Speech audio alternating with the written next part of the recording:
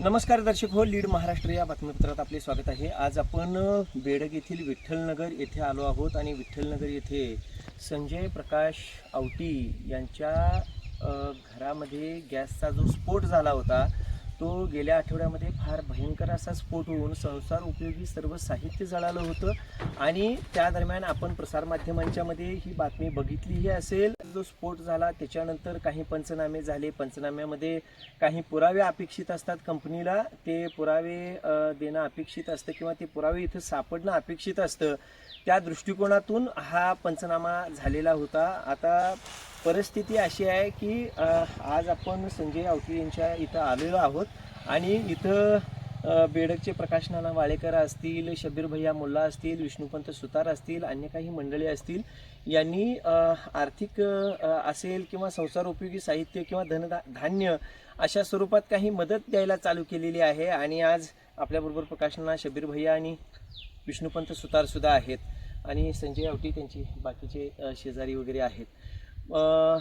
तसं पाहायला गेलं तर याच्या संदर्भात कंपनीनं भरीव अशी मदत या आवटी कुटुंबाला देणं अपेक्षित आहे, कारण पूर्ण संसार उपयोगी साहित्य तर जळालेलेच आहे, शिवाय त्यांची आर्थिक हानी फार मोठ्या प्रमाणात झालेली आहे। सुदैवानं त्यावेळेला जीवितहानी झाली नाही, का तर ते शेतात काम करत होते।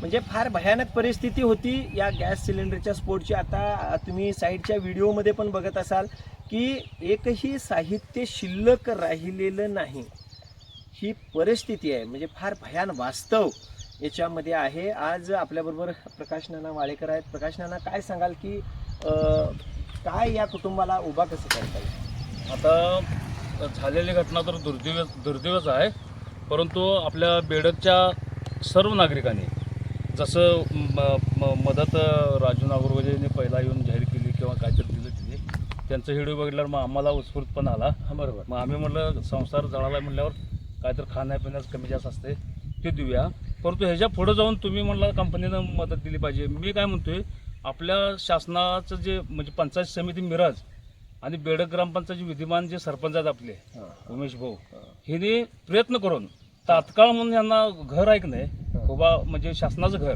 अगदी मंजूर करावं अशी माझी विनंती आहे। माझं म्हणजे म्हणणं काय आहे, अगदी म्हणजे यांना पहिल्या कारण आपल्या ह्या भागातली पंचायत समितीच्या कमलेकर सभापती आहेत आणि तसंच सरपंच पण आहेत।